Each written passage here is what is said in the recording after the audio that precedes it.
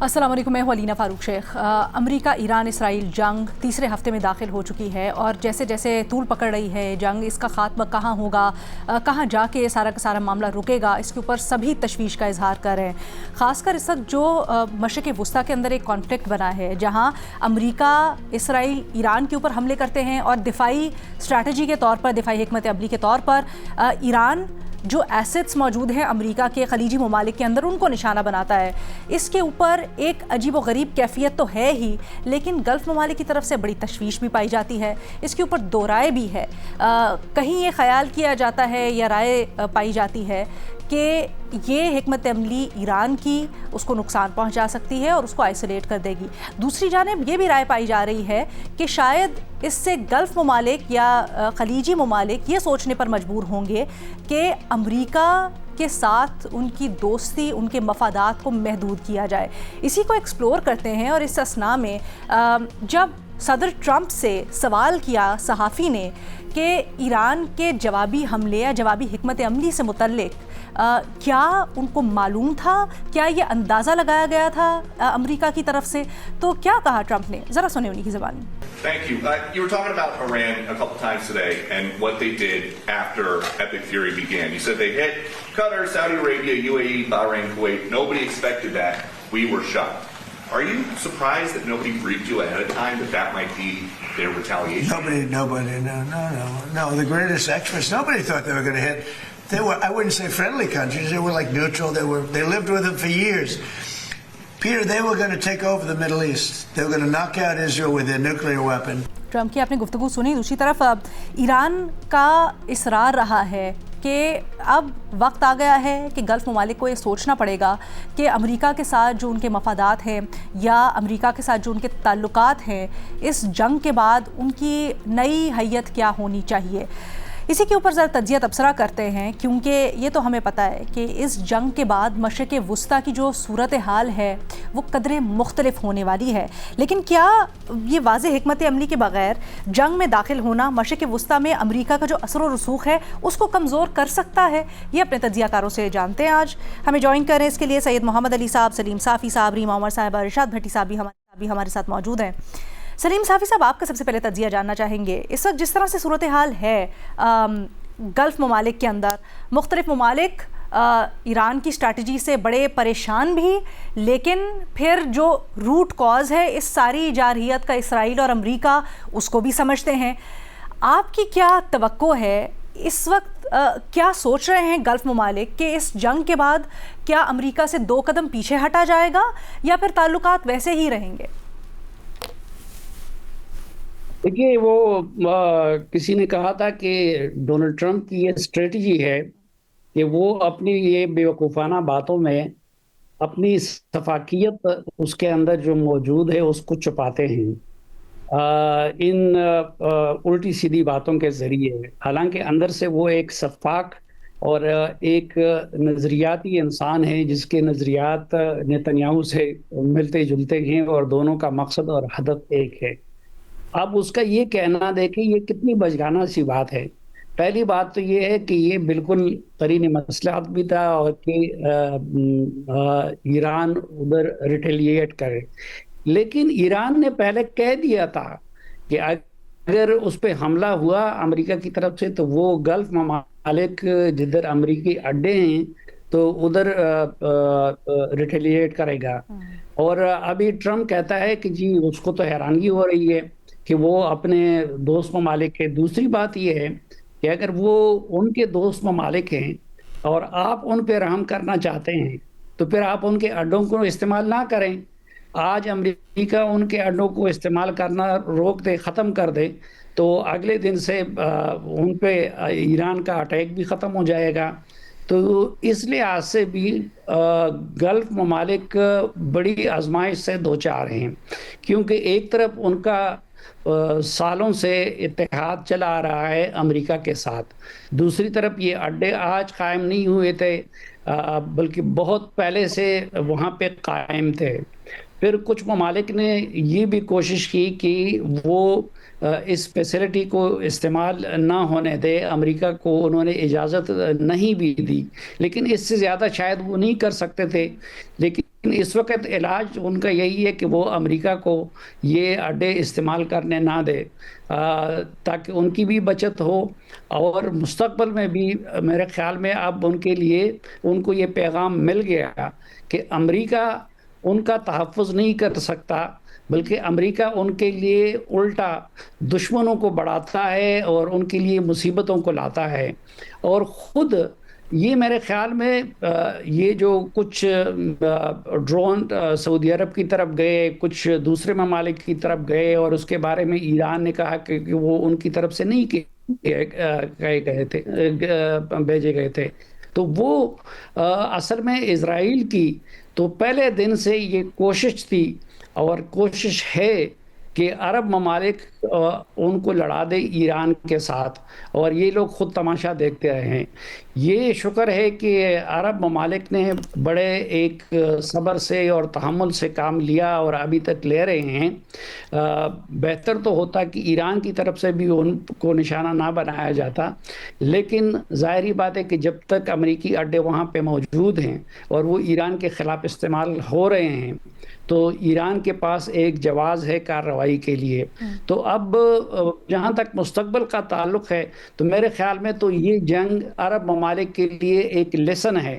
ان کو اپنی جو سیکیورٹی کے لیے مزید امریکہ کی طرف نہیں دیکھنا چاہیے, اور ان کو اپنی سیکیورٹی کا خود یا دیگر اتحادیوں کے ساتھ انتظام کرنا چاہیے. بڑی اہم بات آپ کر رہے ہیں ارشاد بھٹی صاحب, آپ کی کیا رائے ہے؟ کیا ڈفرینسز عیاں ہو گئے ہیں اب امریکہ اور گلف ممالک کی بنیادی سوچ اور ان کے مفادات کے درمیان؟ کیا آپ سمجھتے ہیں ادراک ہے گلف ممالک کو اس چیز کا یا نہیں؟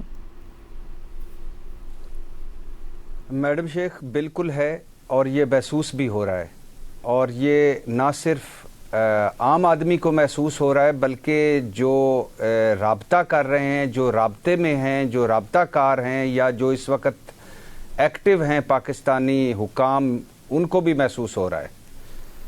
میڈم شیخ, سب سے پہلے اس بات پر آنے سے پہلے کہ کیا امریکی اثر و رسوخ اور کیا ٹرمپ صاحب کا اثر و رسوخ اور کیا امریکی چودراہٹ خطرے میں پڑے گی, ظاہر ہے سپر طاقت ہے, زوال بھی آتا ہے تو آہستہ آہستہ لمبا عرصہ لگتا ہے, لیکن یہ ذہنوں میں رہے کہ جب بھی یہ زوال آئے گا, جب بھی امریکہ کی بگننگ ٹو دا اینڈ کا سفر ختم ہوگا, تو ایران سر فہرست ہوگا. اس میں ایران کا نام سنہری حروف سے لکھا جائے گا. اور یہ کیوں لکھا جائے گا؟ وہ اس لیے لکھا جائے گا کہ ابھی تک اس وقت اس گھڑی تک اس جنگ کا کوئی جواز نہیں صدر ٹرمپ کے پاس کہ کیوں حملہ کیا ایران پر, کیا وجہ ہے, کوئی وہ ایک جواب نہیں دے پا رہے. ہر روز اپنی باتوں کی تردید کرتے ہیں, ہر روز اپنی باتوں سے مکرتے ہیں, ہر روز اپنی باتوں سے پھرتے ہیں. دی اکانومسٹ کی ہیڈ لائن تھی چند دن پہلے میڈم شیخ, اے وار وداؤٹ اسٹریٹجی, یعنی حکمت عملی کے بغیر جنگ. اور یہ امریکہ ہے, اور یہ اسرائیل ہے, اور یہ جو پوری دنیا کو چلانے والے ہیں, یہ ان کے بارے میں ہے. اور پھر میڈم شیخ عوام کی اکثریت خلاف ہے اس جنگ کے. کیوں جنگ یہ لڑی جا رہی, عوام پوچھ رہی ہے. 10,000 کلومیٹر ہم سے دور ایران سے ہمارا کیا لینا دینا تھا, اور امریکہ فرسٹ سے آپ کا اسرائیل فرسٹ کیوں ہو گیا, یہ عوام پوچھ رہی ہے. اپنے اتحادی ساتھ نہیں ہیں, اور ٹرمپ صاحب کو پہلی دفعہ ان لوگوں کی منتیں کرنی پڑ رہی ہیں جن کو وہ منہ نہیں لگاتے تھے. اپنی کانگریس سے نہیں پوچھا, نیٹو سے نہیں پوچھا, اقوام متحدہ سے نہیں پوچھا, اور یہ سارے ایک قدم پیچھے ہیں. اور مشرق وسطیٰ کے عرب ممالک جو صدر ٹرمپ کی شکار گاہیں ہیں, پسندیدہ شکار گاہیں, ان کی اور ان کے فیملی کے بزنس کی بھی پسندیدہ شکار گاہیں, کھربوں ڈالر کے جہاں سودے اور معاہدے ہیں, یہ سب گھبرائے ہوئے ہیں, اور گلے شکوے شکایتیں ٹرمپ صاحب سے روز ہوتی ہیں. اور روس, چین ایک طرف, وہ سارے خواب دوبارہ سے دیکھنے لگ گیا ہے جو امریکہ کی وجہ سے رکے ہوئے تھے. اور اندازہ کریں کہ روس امریکہ کی مدد سے, امریکہ کی اجازت سے تیل بیچ رہا ہے. اب میڈم شیخ اگر اس کو سم اپ کریں تو ٹرمپ صاحب کے عوام, اپنی اسمبلی, اقوام متحدہ, بین الاقوامی قوانین, یہ سارے تو ٹرمپ صاحب کے خلاف ہوئے. ان کے نیٹو اور ان کے اتحادی ساتھ نہیں ہیں یا ناراض ہیں. پرانے اتحادی عرب ممالک ناراض ہیں. مشرق وسطیٰ میں اب جو اس جنگ اور اس کے بعد یا اس چدراہٹ یا اس فرعونیت کے بعد نقصان کیا ہوا کہ مشرق وسطیٰ میں امریکی اڈے, یہ سونے کی انڈے دینے والی مرغیاں ہیں, یہ 19-20 اڈے جو اس خطے میں ہیں, یہ اڈے خطرے میں پڑ گئے ہیں. آیت اللہ خامنائی صاحب کے دور میں تو اڈے محفوظ تھے, اس سے پہلے بھی محفوظ تھے, تو یہ اڈے خطرے میں پڑ گئے ہیں. اب آپ کی حالت یہ ہے کہ پہلی دفعہ آپ ایکسپوز ہوئے ہیں اور آپ ابنائے ہرمز نہیں کھلوا پا رہے. آپ کہہ رہے ہیں میں نے ایران کو تباہ کر دیا, میں نے نیوی تباہ کر دی, میں نے فضائیہ تباہ کر دی, میں نے کچھ بھی, اب کوئی ہدف رہ ہی نہیں گیا. اور صورتحال یہ ہے کہ آپ اپیلیں کرتے پھر رہے ہیں کہ آئیں میرے ساتھ یہ کھلوائیں. نہ بغاوت ہوئی ہے, نہ رجیم چینج ہوا ہے, نہ سرنڈر ہوا ہے ایران کا. اوپر سے جو معاشی نقصان جو ٹرمپ صاحب کو زیادہ سمجھ میں آتا ہے کیونکہ اسی فیلڈ کے ہیں, وہ یعنی $12 ارب تو لگ چکا نا, اسرائیل کا لگ چکا, مشرق وسطیٰ کے جتنے معاہدے وہ لگ چکے, پوری دنیا تیل اور گیس, تو وہ جو ابھی چل رہا ہے وہ ایک علیحدہ ہے. اوپر سے چدراہٹ کو خطرہ, اوپر سے ایران کی لازوال با کمال بے مثال مزاحمت. تو میڈم شیخ آخری 2 جملے. ایک وقت تھا جب اسپین پوری دنیا پر رول کر رہا تھا, پھر اس نے فرنٹ کھولے, اس نے غلطیاں کی, بلنڈرز مارے, ختم ہو گئے. پھر تھا گریٹ بریٹن, سورج ہی غروب نہیں ہوتا تھا جس کی سلطنت سے, پھر اس کے فرنٹ کھلے, وہ چلا گیا. پھر سرد جنگ تھی اور اس میں پھر 2 طاقتیں تھیں, امریکہ اور روس معیشت ڈبو گئی, ٹوٹ گیا. پھر ایک نیو ورلڈ آرڈر امریکہ کا رہ گیا. اب یہ نیو ورلڈ آرڈر جو ہے یہ زوال کی طرف جا رہا ہے. اور صرف مشرق وسطیٰ نہیں, پوری دنیا میں امریکی اثر و رسوخ کم پڑ سکتا ہے, کم پڑ رہا ہے اور مزید کم پڑے گا. لیکن ریما دوسری طرف اگر دیکھیں, عملی طور پر تو زبانی کلامی بے شک کچھ کہہ رہے ہیں لیکن کسی نے کچھ کیا نہیں ہے. گلف ممالک کو دیکھ لیجئے, کسی نے ایز سچ اگر ایران کے اوپر کوئی حملہ نہیں کیا یا براہ راست اس جنگ میں ایران کے خلاف نہیں کھڑا ہوا امریکہ کے کہنے کے اوپر, تو امریکہ کو ڈس بھی نہیں کیا بہت زیادہ کھلے الفاظ میں. باقی دنیا کا حوالہ دے رہے تھے بھٹی صاحب, تو دنیا سے بھی ایسا ہی ہے.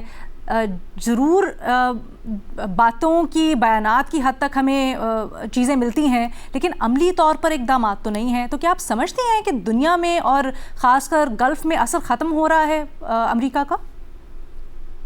جی شکریہ لینا.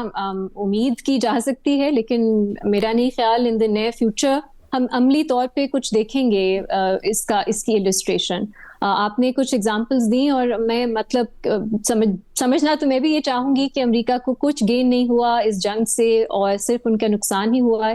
لیکن دوسرا ایک پوائنٹ آف ویو بھی ہے کہ امریکہ کا جو آبجیکٹو ایک تھا کہ ایران کا جو انفراسٹرکچر ہے, ملٹری انفراسٹرکچر, مسلز کا انفراسٹرکچر, وہ کافی حد تک ڈیمیج ہوا ہے اور ان کی کیپیسٹی کہ اس کو پھر سے بلڈ کریں, پھر سے اپنے نیوکلیئر پروگرام کو بلڈ کریں, وہ کافی حد تک ڈیمیج ہوا ہے. تو اگر یہ آبجیکٹو تھا اور یہ امریکہ کو آبجیکٹو سمجھ میں آتا ہے کیوں ہوگا, تو پھر کافی حد تک اس میں ان کو سکسیس ہوا ہے.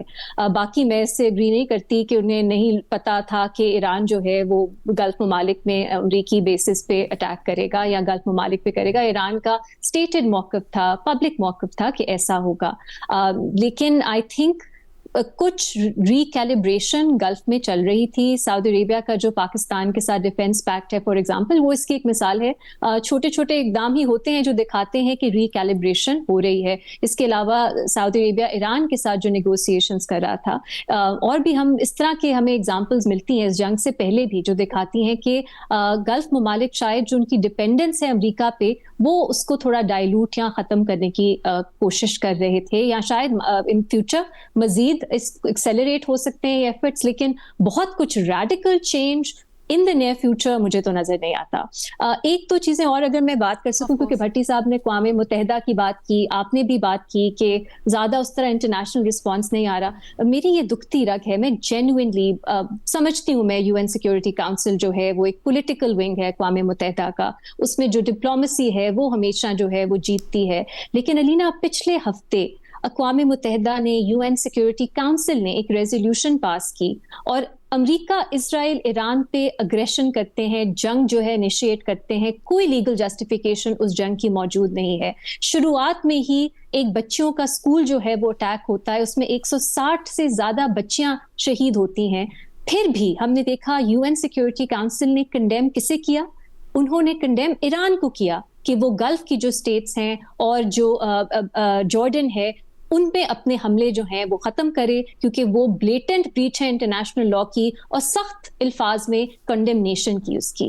15 میں سے 13 UN سیکیورٹی کاؤنسل کے ممبرز نے اس کو سپورٹ کیا, اس ریزولوشن کو. روس اور چین نے ابسٹین کیا, انہوں نے بھی اپوز نہیں کیا, ابسٹین کیا. تو اب سوچئے یہ اگر ہم اقوام متحدہ کو دیکھتے ہیں جس کا کام ہے کہ گلوبلی دنیا میں امن جو ہے انہوں نے قائم کرنا ہے, سیکیورٹی ہر ملک کی جو ہے انہوں نے اس کو جو ہے یقینی بنانا ہے, اس کی طرف سے یہ پیغام آ رہا ہے کہ ایران کو ہم کنڈیم کریں گے جو ایکچولی انیشلی وکٹم ہے اس جنگ کا, لیکن امریکہ اسرائیل کو اس ریزولوشن میں ان کا نام بھی نہیں ہے, کچھ کانٹیکسٹ بھی نہیں ہے. اور میں یہ ہمارے ویورز کو کہوں گی وہ ضرور جو روس کی خاص طور پہ اسٹیٹمنٹ ہے جب یہ ریزولوشن پاس ہو رہا تھا اس کو ضرور پڑھیں, ضرور سنیں, کیونکہ وہ یہ بات کرتے ہیں کہ کیونکہ کانٹیکسٹ نہیں ہے اس ریزولوشن میں, کیونکہ اسرائیل اور امریکہ پہ کوئی بات نہیں کی گئی, یہ بہت برا پریسیڈنٹ سیٹ کرتا ہے کہ اگر آپ طاقتور ہو تو آپ جو ہے بالکل امیون ہوگے, سوال بھی آپ سے کوئی نہیں پوچھے گا, اور جو وکٹم ہے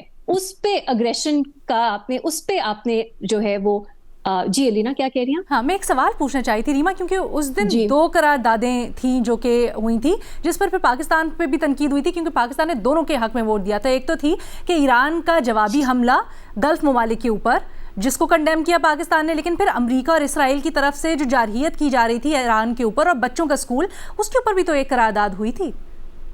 علینا وہ رشیا کی ریزولوشن تھی, وہ جنرل ریزولوشن تھی, اس میں کسی ملک کا نام نہیں لیا گیا تھا اور وہ پاس نہیں ہوئی. اس میں تو 9 ممبرز بھی آپ کو نہیں ملے جنہوں نے. تو اگر آپ اقوام متحدہ کا ریکارڈ اٹھا کے دیکھیں کہ ایران کی پہ جو حملہ امریکہ اور اسرائیل نے کیا تو اقوام متحدہ کا کیا رد عمل تھا, کیا رسپانس تھا, تو وہ ایک ہی ریزولوشن ہے جو پاس ہوئی ہے. اور یہ بھی ایک میرا خیال ہے میرے لیے کنسرن کی بات ہے کہ اس ریزولوشن کو 140 کے قریب جو اسٹیٹس ہیں ان کی جو ہے اپروول حاصل تھی. So it's not just UN security council, ایک ریکارڈ نمبر آف اسٹیٹس 140 کے قریب انہوں نے بھی سپورٹ کیا تھا اس ریزولوشن کو, اور وہ ایران کو جو ہے کہتی ہے کہ اس کی مذمت کرتی ہے, ایران کی, امریکہ اور اسرائیل کی نہیں کرتی. تو یہ میرے لیے آئی انڈرسٹینڈ کہ یہ پالیٹکس ہے, یہ طاقت کا کھیل ہے, لیکن بہت بہت ڈسٹربنگ یہ چیز ہے کہ کس طرح UN سیکیورٹی کاؤنسل ہماری نظروں کے سامنے ایک بار پھر سے فیل کر گئی ہے اس سچویشن میں. اچھا محمد علی صاحب, ہم بات تو کر رہے ہیں یہاں پر عصر ختم ہونے کا امریکہ کا, اور کم و بیش سبھی کی یہ رائے ہے کہ ڈیلیوٹ تو ہوا ہے عصر, لیکن یہ بتائیں کیا یہ واقعی میں ایسا ہوتا ہے؟ کیونکہ ہمیں پتہ ہے بہت سارے معاہدے ہیں امریکہ کے ان خلیجی ممالک کے ساتھ, خاص کر دفاعی معاہدے, انفراسٹرکچر بہت زیادہ انویسٹمنٹ ہے امریکہ کی یہاں پر. یہ ان معاہدوں کی نوعیت کیا ہوتی ہے؟ کیا ان سے نکلنا باہر آسان ہے؟ جیسے مختلف بیسز جو امریکہ کی خلیجی ممالک میں ہیں, اگر چاہیں خلیجی ممالک اب اپنے مفادات کے تحت کسی اور ملک کے ساتھ الائن کرنا اور امریکہ سے دور ہونا, تو یہ کتنا آسان یا کتنا مشکل ہے ڈسٹنس کرنا اپنے آپ کو؟ بہت شکریہ علینا. میں بہت زبردست ابھی تک ڈسکشن ہوئی ہے, میں ایک دو شارٹ کمنٹ کر کے آپ کا جواب دیتا ہوں. دیکھیں, ایک تو بات بھٹی صاحب نے بڑی زبردست بات کی, اور چونکہ انہوں نے تاریخ کا حوالہ دیا, تو ایک پروفیسر ہیں ہارورڈ یونیورسٹی کے گراہم ایلیسن, ان کی بڑی مشہور کتاب ہے جس میں وہ یہ تقریباً انہوں نے کوئی 2500 سال میں جو 25 دفعہ ورلڈ آرڈر چینج ہوا ہے نا, اس کا انالیسس کیا ہے. اور باٹم لائن اس کی یہ ہے, جو تمام انٹرنیشنل ریلیشنز کے چوٹی کے دنیا کے لیڈنگ پروفیسرز ہیں, وہ کہتے ہیں کہ جب بھی کوئی ورلڈ آرڈر کو جو ڈومینیٹ کر رہی ہوتی ہے سپر پاور, وہ جب انسیکیور یا تھریٹنڈ فیل کرتی ہے تو پھر وہ ایک ورلڈ وار کا دنیا میں ماحول بنتا ہے. اور کیونکہ وہ انسیکیور ہوتی ہے تو وہ اپنی پاور کو پریزرو کرنے کے لیے پینک کرتی ہے, اور وہ ڈراسٹک, امورل اور کاسٹلی ایکشنز لیتی ہے, انٹرونشنز کرتی ہے, جس کی وجہ سے وہ اپنی پاور کو پریزرو تو نہیں کر پاتی لیکن ویسٹ کر دیتی ہے. تو ایک تو یہ کانٹیکسٹ ہے. دوسری بات, آپ کے سوال کا پہلے میں مختصراً جواب دے کے اس کو ایکسپلین کروں گا. کہ امریکہ کا جو اثر و رسوخ ہے اس کے لیے میں زیادہ محتاط الفاظ کا چناؤ کروں گا. میں سمجھتا ہوں کہ امریکہ کا اثر و رسوخ اگر انگریزی میں انفلوئنس کہا جائے تو انفلوئنس کم نہیں ہو رہا، بڑھ رہا ہے، لیکن اس کی گڈ ول جو ہے اور اس کی سافٹ پاور جو ہے وہ کم ہو رہی ہے. اس کا جو مثبت تاثر تھا پبلک میں کہ بھئی یہ تو life, Liberty in pursuit of happiness کے علم بردار ہیں، پوری دنیا میں جمہوریت، human rights, freedom of speech اور ایک بڑی لبرل آزاد خیال سوچ کے دنیا میں علم بردار ہیں، یہ سوچ جو ہے یہ تبدیل ہو رہی ہے.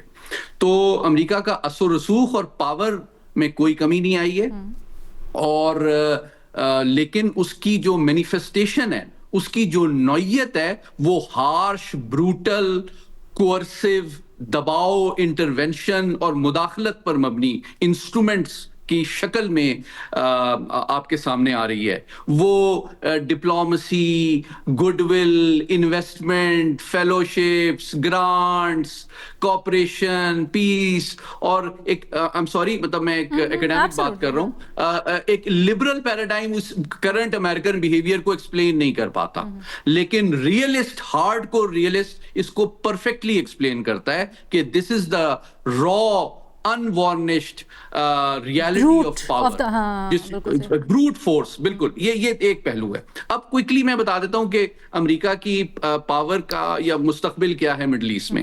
دیکھیں جی 3 سیناریوز ہیں. ایک آپٹیمسٹک سیناریو ہے جس طرح یعنی کہ جی ان کی پاور کم ہو جائے گی، ان کا اثر و رسوخ کم ہو جائے گا. ایک دوسرا سیناریو یہ ہے کہ اسٹیٹس کو کوئی تبدیلی نہیں آئے گی، اور تیسرا یہ ہے کہ بڑھ جائے گی. میں یہ سمجھتا ہوں کہ ان کی پاور جو ہے وہ بڑھ جائے گی، کم نہیں ہو. ان کی گڈ ول اور سافٹ پاور، ان کا مثبت امیج جو ہے وہ کمزور ہو جائے گا. سر یہ بڑھ جائے گی کو ایکسپلین کیجئے گا تھوڑا. ہاں جی میں کوئکلی کر دیتا ہوں. دیکھیں تینوں سیناریوز کو میں کوئکلی ایکسپلین کرتا ہوں. پہلا سیناریو یہ ہے کہ جو آپٹیمسٹک سیناریو جس کو آپ سمجھتے ہیں کہ کم ہو جائے گی، وہ یہ اس ازمپشن پر مبنی ہے کہ جناب امریکہ کو چونکہ نیٹو نے بھی جھنڈی کرا دی ہے کہ جی ہم نہیں آتے آپ کی مدد کے لیے گلف آف ہرمز میں، تو اب وہ دیکھ رہے ہیں کہ بھئی ہم یو این سیکورٹی کونسل میں بھی نہیں گئے، ہم یو ایس کانگریس میں بھی نہیں گئے، ہم نیٹو کے پاس بھی نہیں گئے، نیٹو بھی نہیں مان رہی، EU بھی نہیں مان رہی، عرب ممالک بھی نہیں ہمارے ساتھ شریک ہو رہے، تو یار ہم اکیلے رہ گئے ہیں، تو چلو یار اب جنگ کو کوئی وکٹری، کوئی فیس سیونگ دے کے وکٹری سمبولکلی ڈکلیئر کر کے جان چھڑائی جائے اور نکلا جائے. یہ آپٹیمسٹک سیناریو ہے، اور اس کے نتیجے میں ان کی گڈ ول بھی کم ہوگی، لیکن ان کی مزید نقصان ان کو نہیں ہوگا، اور وہ مزید جو ہے ان کا انفلوئنس، ان کے بیسز، ان کی انویسٹمنٹ اسی طرح رہے گی. تھوڑے دنوں بعد لوگ واپس آ جائیں گے. دوسرا سیناریو یہ ہے کہ جناب وہ جتنا دباؤ نیٹو یا یورپی یونین پہ تو نہیں ڈال سکتے، لیکن اتنا دباؤ کیا عرب ممالک برداشت کر سکیں گے؟ یہ بہت امپورٹنٹ سوال ہے. دیکھیں برطانیہ، جرمنی، آسٹریلیا تو ان کو کہہ سکتے ہیں منہ پہ کہ نہیں جی ہم نہیں شریک ہو سکتے، آپ نے ہم سے کنسلٹ نہیں کیا تھا. آپ کے خیال میں عرب ممالک یہ کہہ سکتے ہیں ان کے منہ پہ اس طرح؟ تو پاور کی جو ریلیشن شپ اور نوعیت اور ایکویشن ہے اس کی بھی نوعیت میں فرق ہے. اسی لیے جب ایران جوابی حملہ کر رہا ہے تو کیا وہ کھل کے یہ کہہ سکتے ہیں عرب ممالک کہ نہیں جی ہماری ٹیریٹری، ہمارے ملک کے اندر بیسز ہیں وہ یوز نہیں ہوں گے؟ جس طرح ٹرکی نے عراق وار میں کہا تھا. ٹرکی نیٹو کا الائے ہے، امریکہ کے ایٹمی ہتھیار ڈپلوائڈ ہیں ٹرکی کی ٹیریٹری کے اندر. خلیجی ممالک نے آلریڈی یہ کہنے دیا. نہیں جی، کہنے کی اور کرنے میں فرق ہوتا ہے نا جی. دیکھیں ٹیریٹری کا مطلب کیا ہے؟ صرف ان کے بیسز یوز نہیں ہو رہی، ان کی ایئر سپیس تو یوز ہو رہی ہے نا. آپ اگر نقشہ اٹھا کے دیکھ لیں تو کیا پاسبل ہے کہ اسرائیل سے کوئی جہاز جو ہے وہ ایران پہنچ سکے جب تک وہ جارڈن کے اوپر سے یا شام کے اوپر سے فلائی کر کے نہ جائے، اور اس کو مڈ ایئر ریفیولنگ امریکہ کے طیارے جو مڈ ایئر ریفیولنگ. یہ بھی خبریں آ رہی تھی نا کہ امریکہ بڑا پریشر ڈال رہا ہے عرب ممالک کے اوپر کہ آپ بھی اس جنگ میں شریک ہوں، لیکن عرب ممالک ریزسٹ کر رہے ہیں. میں ابھی کوئی تیسرا سیناریو کی طرف آ رہا ہوں، اور وہ تیسرا سیناریو یہی ہے کہ جناب امریکہ اگر زیادہ پریشر ڈالتا ہے ان کے اوپر اور ان کو مجبور کرتا ہے کہ جناب ٹھیک ہے یورپ تو نہیں آ رہا میرے ساتھ، لیکن آپ کو میں تھریٹ کرتا ہوں، اور امریکہ کے پاس انسٹرومنٹس بہت سارے ہیں، ٹھیک ہے، وہ اکنامک کوئرشن کے بھی ہیں، ان کی آئل انرجی سیکٹر میں بھی انویسٹمنٹ ہے، پولیٹیکل سپورٹ پہ بھی ڈیپینڈ کرتے ہیں. دیکھیں اور یہ جو ملٹری ہارڈ ویئر ان عرب ممالک کے پاس ہے سارا امریکہ کا دیا ہوا ہے. آپ کو میں ایک چھوٹا سا تاریخی افسوسناک واقعہ بتاتا چلوں کوئکلی. 1965 کی جنگ امریکہ نے کیسے بند کرائی تھی؟ انہوں نے آپ کے اسپیئر بند کر دیے تھے. آپ ان کے الائی تھے سیٹو سینٹو کے. یہ ڈی کلاسیفائڈ ڈاکومنٹس میں یہ چیز موجود ہے. اچھا جی آپ نے جنگ بند کرانی ہے, ہم آپ کی جنگ لڑنے کی اور اس کو مینٹین کرنے کی صلاحیت ہی ختم کر دیں گے تو امن ہو جائے گا. تو ابھی امریکہ, اس تمام عرب ممالک کے پاس جو ہتھیار ہیں سارے امریکہ کے ہیں, وہ ان کے اسپیئر بند کر دیں تو کیا آپ کے خیال میں یہ لڑ سکتے ہیں؟ تو بات دراصل یہ ہے کہ جو نوعیت ہے ریلیشن شپ کی عرب ممالک کی, وہ میں کوئی آنے والے دنوں میں ٹو کنکلوڈ کوئی اس کی امریکہ کے ساتھ ریلیشن شپ میں کوئی بنیادی پولیٹیکل, اسٹریٹجک یا اکنامک جو نوعیت ہے اس میں کوئی تبدیلی فنڈامنٹلی نہیں دیکھ رہا. ہاں امریکہ کی پی آر ختم ہو جائے گی, امریکہ کا امیج ختم ہو جائے گا, اس کو سپورٹ کرنے کی پبلک میں پولیٹیکل کاسٹ بڑھ جائے گی اور وہ بدنام ہو جائے گا. لیکن میں سمجھتا ہوں کہ ہاں یہ ممکن ہے کہ یہ عرب ممالک مل کے کوئی اپنی سیکیورٹی کی ارینجمنٹ بنانے کے بارے میں سوچیں, لیکن اس میں بھی اصل بات یہ ہے کہ ان کے پاس انڈسٹری تو ڈیفنس کی ہے نہیں. تو کیا مطلب امریکہ سے ہتھیار لے کے وہ آپس میں ڈیسائیڈ کریں گے کہ اس کو کیسے مینٹین کرنا ہے, کیسے ٹریننگ لینی ہے؟ لیکن سر جیسے ابھی پاکستان کے ساتھ دفاعی معاہدہ ہوا ہے یو اے ای سوری سعودی عرب کا, اور خوش آئند ہے, اور پھر وہ خوش آئند ہے, لیکن دیکھیں but if you source it from other countries through Pakistan, ایسا کچھ ہو سکتا ہے یا کیا؟ دیکھیں جی ہماری جو کمٹمنٹ ہے سعودی عرب کی طرف وہ سیکروسینٹ ہے, وہ بڑی میں سمجھتا ہوں اس کی کوئی لمٹ نہیں ہے اور کمپلیٹ ہے, انکنڈیشنل ہے. لیکن ریالٹی یہ ہے کہ کیا آپ اگر عرب ممالک کے اوپر امریکہ دباؤ ڈالتا ہے کہ آپ ایران سے لڑیں اور ان کو مجبور کرتا ہے تو سچویشن بہت ڈفرینٹ ہے. ہم سعودی عرب کے دفاع کے لیے تو اویلیبل ہیں, لیکن میں اس کو ٹیکنیکلی اور لیگلی ایکسپلین کر کے کنکلوڈ کر رہا ہوں اپنی بات کو. ہم ان کے دفاع کے لیے تو اویلیبل ہیں, لیکن ہم عرب ممالک کے بہاف پہ کسی دوسرے ملک کے خلاف جارحیت کرنے کے لیے تو اویلیبل نہیں ہیں. اچھا, بیکاز اس معاہدے سے متعلق بھی بہت سی چیزیں جو ہمارے علم میں نہیں ہیں. سو ایک سوال بھی تھا کہ اگر ایسا ہوتا ہے کچھ تو پھر کیا ہوگا. انٹرسٹنگ زاویہ ہے. محمد علی صاحب سمجھتے ہیں کہ کوئی بدلاؤ نہیں آئے گا, بلکہ امریکہ کا جو طاقت کے ذریعے اثر و رسوخ ہے اس میں اضافہ ممکنات میں ہے. ہمارے باقی تینوں اینالسٹ اس سے اتفاق نہیں کرتے اور سمجھتے ہیں کہ کمی آئے گی امریکہ کے اثر و رسوخ کے اندر. آپ اپنی رائے کا اظہار سوشل میڈیا کے اوپر کیجیے, یا ایک چھوٹی سی بریک اور اس کے بعد دیگر ایشوز کو ڈسکس کرتے ہیں. Welcome back. ریما سے کرتے ہیں پہلا سوال. ریما, غزہ اور ایران کے معاملے پر ملالہ یوسفزئی پر بڑی تنقید ہوتی ہے کہ وہ امریکہ اور اسرائیل پر کھل کر تنقید نہیں کرتی.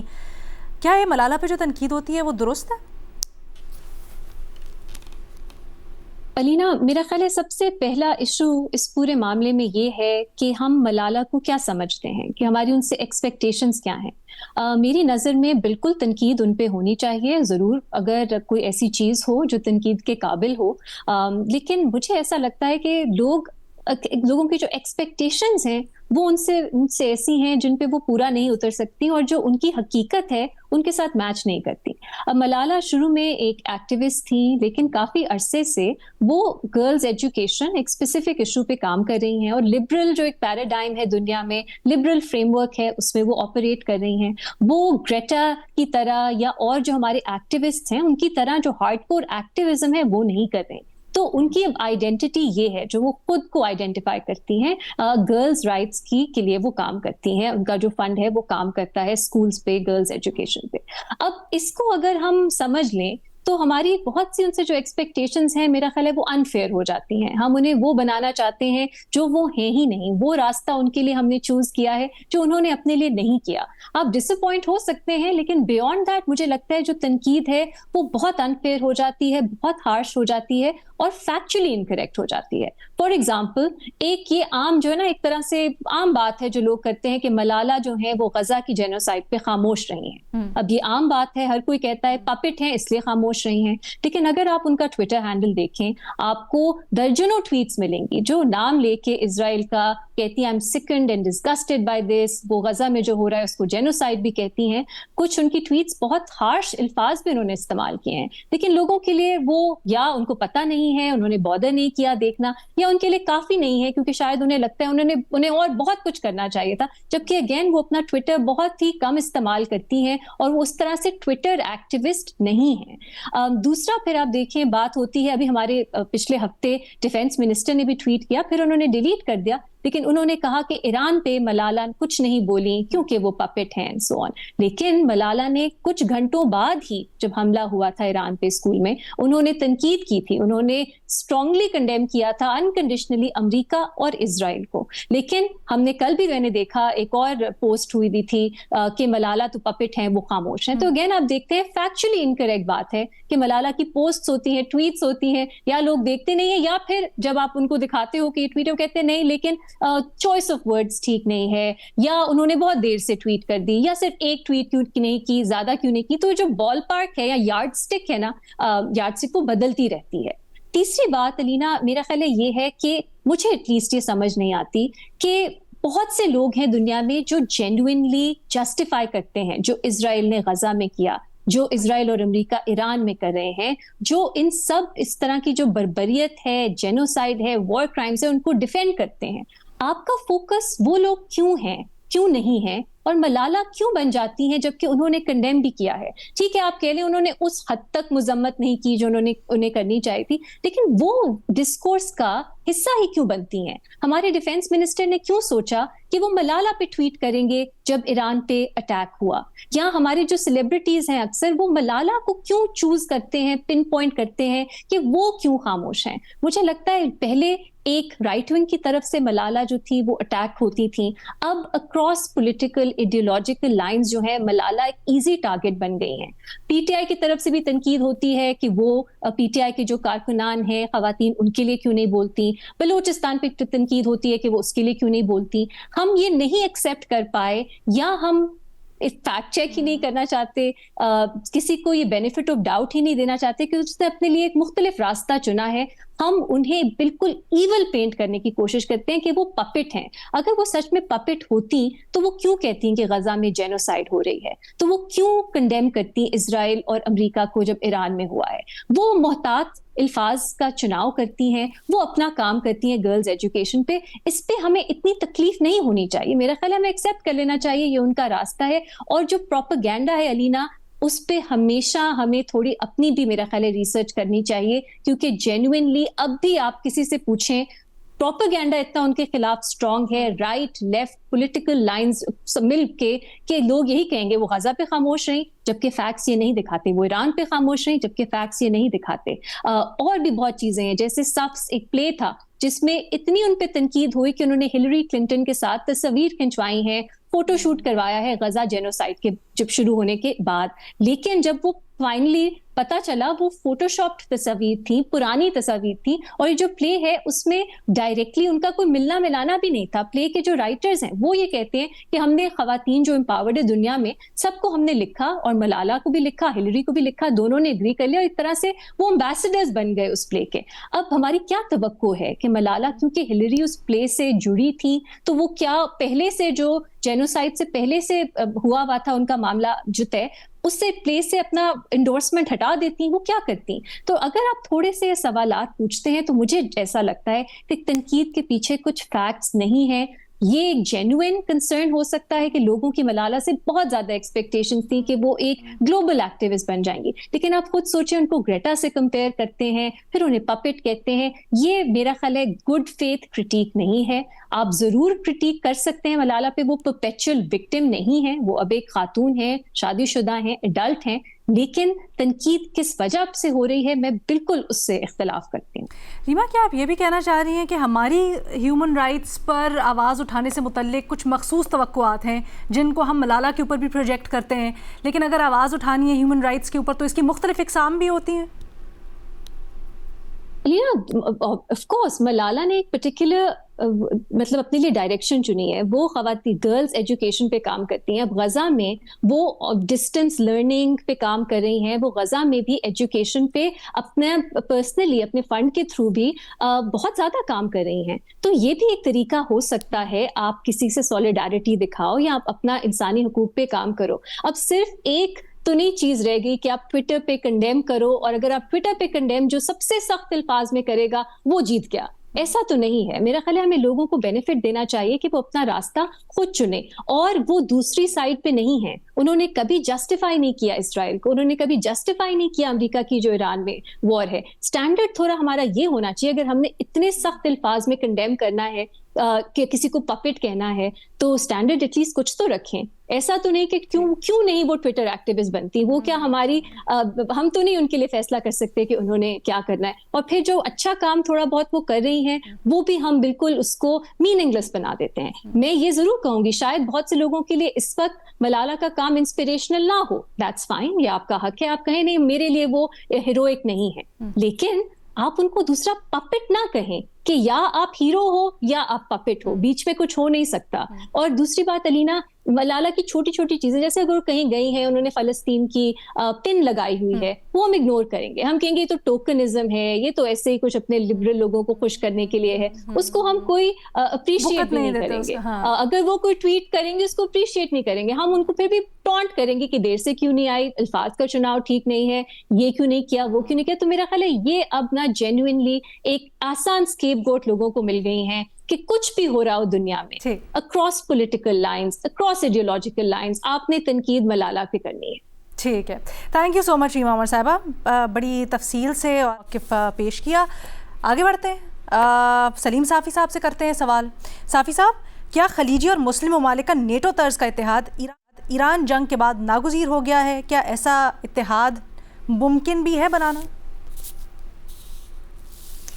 نہیں, مجھے نہیں لگتا کہ کوئی اتنا جلدی اس طرح کا اتحاد بن سکے گا. ایک تو آلریڈی اگر تنظیموں کی حد تک تو پہلے سے خلیج تعاون کونسل بھی ہے اور باقی بھی ان ممالک کا ایک دوسرے کے ساتھ ربط ضبط ہے, لیکن نیٹو کو اصل میں صرف یہ نہیں ہے کہ نیٹو میں مالی پاورز ہیں, فائنانشل پاورز ہیں, بلکہ اس میں ملٹری پاورز بھی نیٹو کا حصہ ہیں.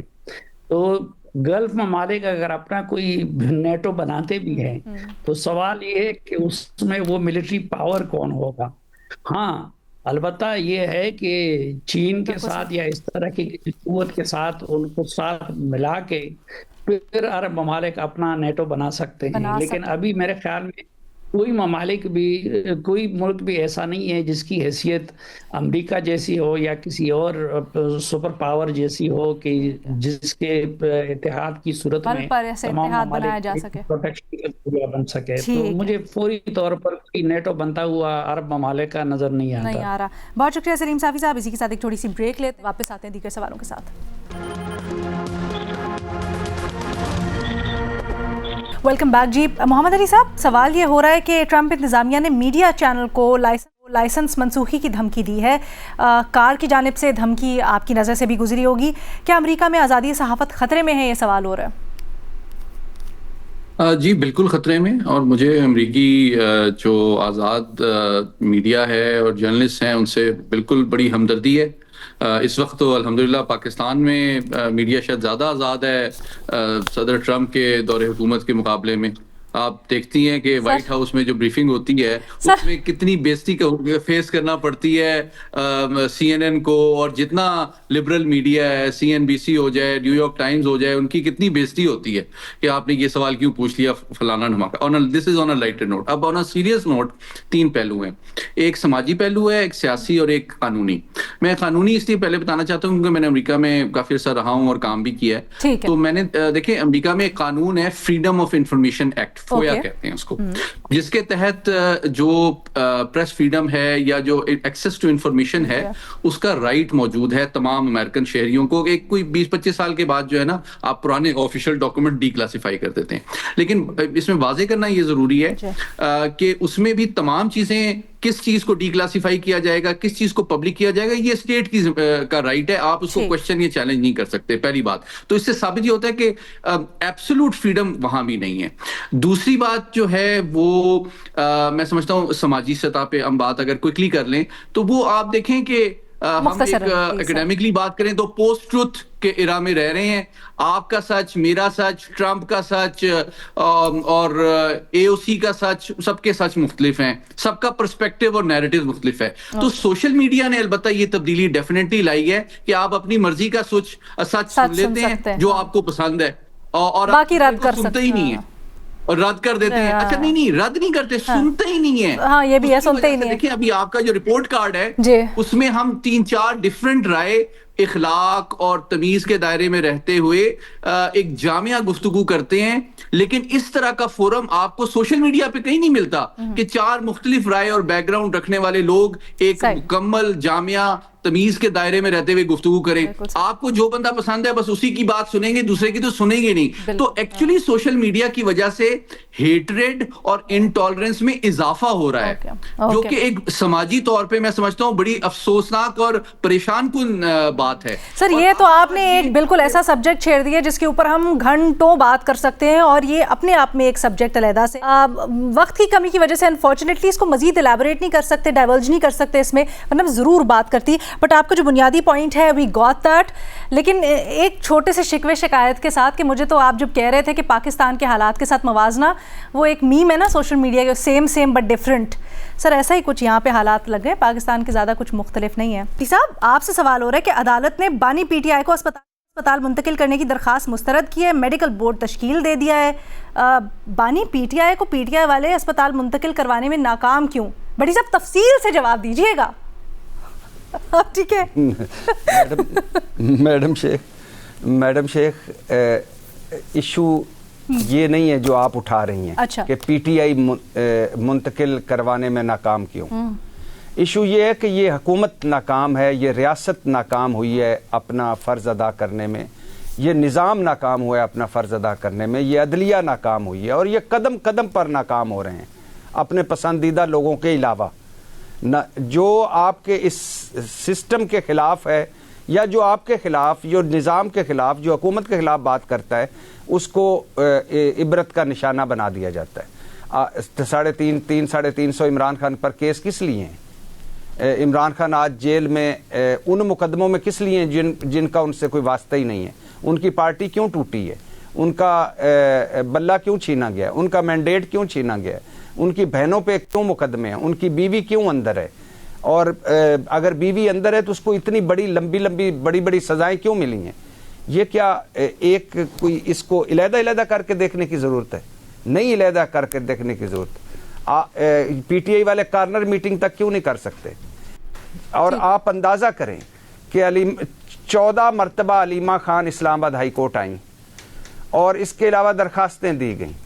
بات کیا تھی کہ ایک قیدی ہے, اس کا انسانی حق ہے, قانونی حق ہے, اخلاقی حق ہے, سیاسی حق ہے کہ اس کو مرضی کا ڈاکٹر سے چیک اپ کروایا جائے. عمران خان مطالبہ کیا کر رہے تھے, اور سلمان صفدر اسلام آباد ہائی کورٹ یا پتہ نہیں دوسری کورٹ میں دلائل دے رہے تھے, اور بار بار ایک لفظ کہہ رہے تھے کہ عمران خان نے مجھے کہا ہے کہ میڈیکل گراؤنڈ پر میری ہمدردی یا صلہ رحمی پر میرے حوالے سے بات نہ کرنا, کبھی یہ تاثر نہ دینا کہ میں نے کوئی چیز مانگی ہے, یہ میرا حق ہے یہ تاثر دینا. 3 چیزیں تھی کہ پرائیویٹ ہسپتال میں چیک اپ کروایا جائے, وہاں ان کے ڈاکٹر ہوں اور ان کی فیملی سے ملوایا جائے. نہیں ملوایا گیا. اس کے پیچھے راز کیا ہے یہ کھلے گا ایک دن, اور یہ جو آج کر رہے ہیں یہ بھگتیں گے ایک دن.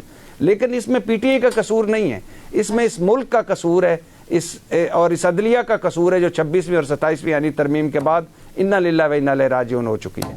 ٹھیک ہے جی, آج ہمارے پاس پروگرام میں اتنا ہی وقت تھا, تو اجازت دیں. اللہ حافظ.